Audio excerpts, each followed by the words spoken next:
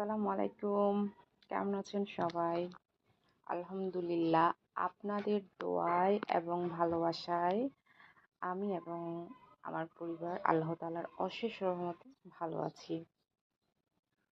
তো ভিডিওটা শুরু করলাম একদম সকালবেলা, একদম ভোর ৫টা থেকে।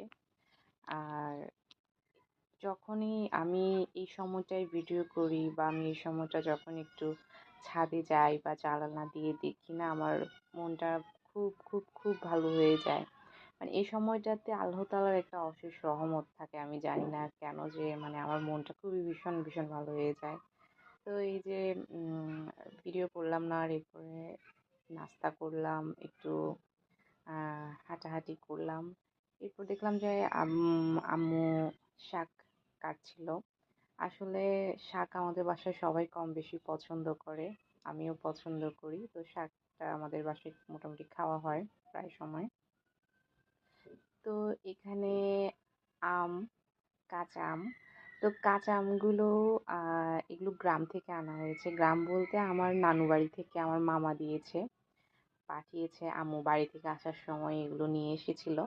তো এই কাঁচা আমগুলো দেখে আমার ছোটবেলার স্মৃতি মনে পড়লো, যখন আমাদের স্কুল বন্ধ দিত গ্রীষ্মের ছুটিতে। আমরা যখন স্কুল বন্ধ পেয়ে নানু বাড়িতে বেড়াতে যেতাম, তখন না অন্যরকম একটা ফিলিং কাজ করতো যে কখন স্কুল বন্ধ দিবে, কখন নানু বাড়িতে যাব, কখন আম খাবো, কখন মজা হবে, খেলবো।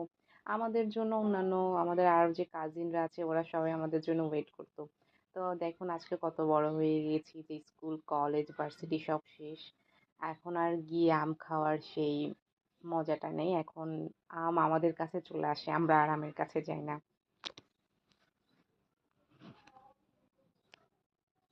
তো কাঁচা আমগুলো পেয়ে ভাবলাম যে একটু আহ আমের ভর্তা করব, ঝাল ঝাল করে। আমের ভর্তা আমার খুবই প্রিয়। আমি জানি আমাদের অনেকেরই আমের ভর্তা খুব প্রিয়। তারপর আমের শরবত আমার খুবই ভালো লাগে, যেটা আসলে যখন প্রচণ্ড কাকফাটা রোদে যখন আপনি কাজ শেষ করে বাসায় আসবেন, তখন যদি একটু ঠান্ডা ঠান্ডা আমের শরবত খান না, আপনার পুরো ক্লান্তিটাই দূর হয়ে যাবে। তো আমের আমের ভর্তা অনেকে এক একভাবে এক এক রকম করে করে। কেউ একটু চিনি দিয়ে করে, কেউ একটু মরিচ দিয়ে করে, কেউ শুকনো মরিচ দিয়ে করে, কেউ একটু আহ এক একজনের এক একটা পছন্দ। হ্যাঁ, এক এক অঞ্চলের এক একভাবে করা হয়। তো আমার আমের ভর্তাটা খুবই সিম্পল। আমি এখানে শুকনো মরিচ দিয়ে, একটু গুঁড়ো মরিচ দিয়ে, একটু লবণ দিয়ে, সামান্য একটু চিনি দিয়ে তারপর করেছিলাম। আসলে এই আম ভর্তা, তারপরে এই যে আহ, আম কাটা, এগুলোর সাথে না মানে অনেক অনেক অনেক স্মৃতি আছে, অনেক অনেক অনেক স্মৃতি, যেটা আসলে বলে বোঝাতে পারবো না। আসলে জীবন থেকে কত সময় যে হারাই গেছে। যখন যত সামনে আগাই তত বুঝি আসলে জীবন থেকে আমাদের না অনেক কিছু হারাই গেছে। সবচাইতে বেশি যেটা মূল্যবান, যে জিনিসটা কখনোই ফিরে পাবো না, সেটা হচ্ছে সময়।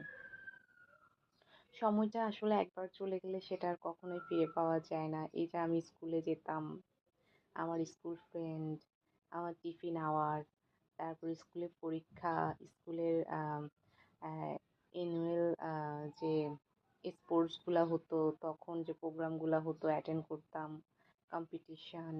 আসলে এগুলো খুব মিস করি। আমি স্কুল জীবনটাকে না ভীষণ মিস করি। দেখুন আমি কলেজে পড়েছি, আমি ভার্সিটিতে পড়েছি, কিন্তু না আমার স্কুল জীবনটাকে আমি ভীষণভাবে মিস করি। আমার স্কুল জীবনটাকে আমি মানে অন্যরকম একটা মায়া কাজ করে এই স্কুল লাইফটার উপর।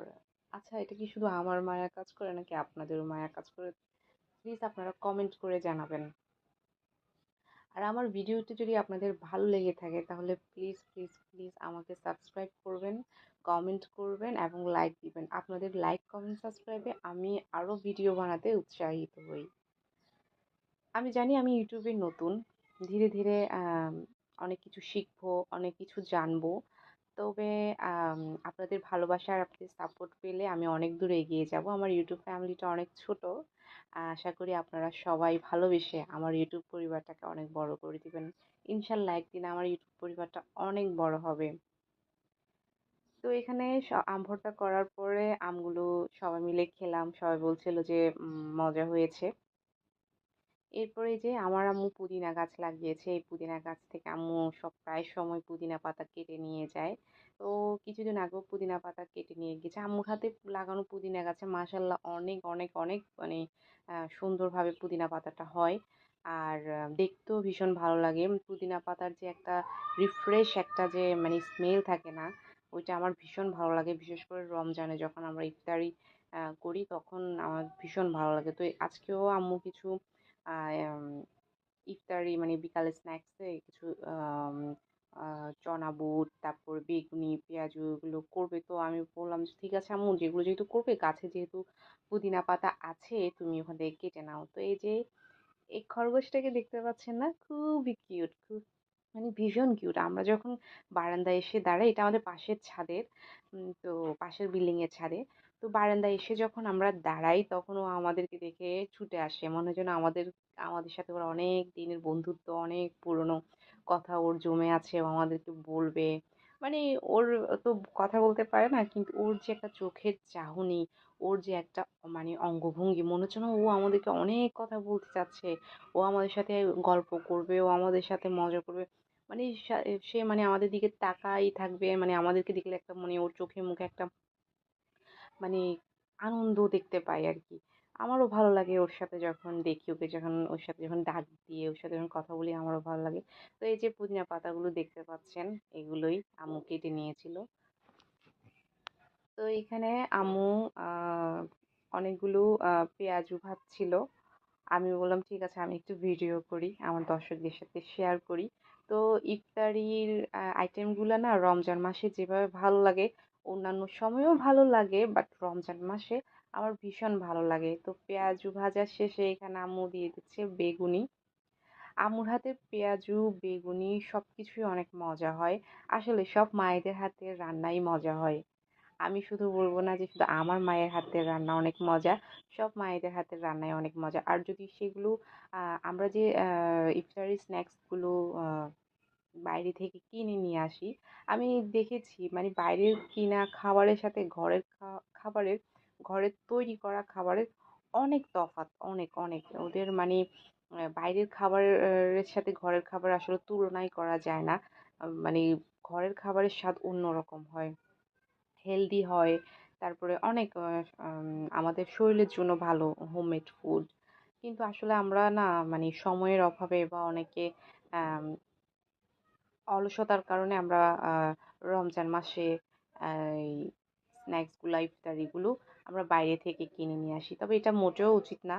চেষ্টা করবেন সবসময় যেন ঘরে তৈরি হয়। যদিও এখন রমজান না, রমজান তো শেষ, ঈদ তো শেষ, রমজানও শেষ। তো তারপরেও কিছু রমজানের জন্য যে প্রিপারেশন করে রাখা হয়েছিল ওইখান থেকে অনেকগুলো বেঁচে গিয়েছিল। তো আম্মু বলল যে ঠিক আছে এগুলো আমি আজকে তোমাদেরকে বানিয়ে দিই। তো আমি এখানে ইফতারিতে যেভাবে আমি প্লেট সাজাতাম, ঠিক একইভাবে আমি এখানেও প্লেট সাজিয়ে নিচ্ছি। আমাদের বাসায় যতজন আছে, যতজন মেম্বার আছে সবার জন্য আমি প্লেট সাজিয়ে নিচ্ছিলাম।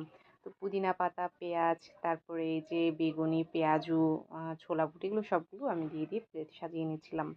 খেতে অনেক ভালো লেগেছে। আসলে অনেকদিন পরে, রমজান তো শেষ হয়ে গেছে, প্রায় কোরবান চলে এসেছে। কিন্তু অনেকদিন পরে যখন মানে খেয়েছি, খুব ভালো লেগেছে। আর চেষ্টা করবেন যে একটু তেলের খাবার একটু অ্যাভয়েড করার জন্য। আমিও অ্যাভয়েড করার ট্রাই করি, বাট রমজান মাসে আমি পারি না। আমি ১১ মাস ডায়েট করে চললেও আমি রমজান মাসে পারি না। বাট তারপরেও আজকে যেহেতু রোজা না বা রমজান মাস না এখন, তারপরেও খাচ্ছি। আম্মু বানাইছে তো সবসময় তো বানাবো না, তুমি খাও, সমস্যা নাই। তো আমিও চিন্তা করলাম যে ওকে ফাইন। আম আম্মু যেহেতু বানাইছে সবসময় তো আর বানাবো না, এগুলা তো রমজান মাসে তো আমাদের একটানা খাওয়া হয়, অন্যান্য সময় তো আমাদের একটানা খাওয়া হয় না। তো যেহেতু বানাবে না আর তেমন একটা বানানো হবে না, তো খেয়ে নিই, সমস্যা কি, একদিন একটু খাইলে কি আর হবে, তাই না? ডায়েট না হয় অন্য সময় করা যাবে। তো এখানে আহ, সবগুলো প্লেট সাজিয়ে নিয়েছি। সবগুলো প্লেট সাজানোর পর আমার কাছে আমার না প্লেট সাজাতে খুব ভালো লাগে, খুবই ভালো লাগে। সেটা হোক নাস্তার প্লেট কিংবা ইফতারির প্লেট, যেটাই হোক না কেন আমার খুবই ভালো লাগে। তো আপনাদের কাছ থেকে বিদায় নিয়ে নিচ্ছি। আপনারা সবাই ভালো থাকবেন, সুস্থ থাকবেন, আমার জন্য দোয়া করবেন। আল্লাহ হাফেজ, টাটা।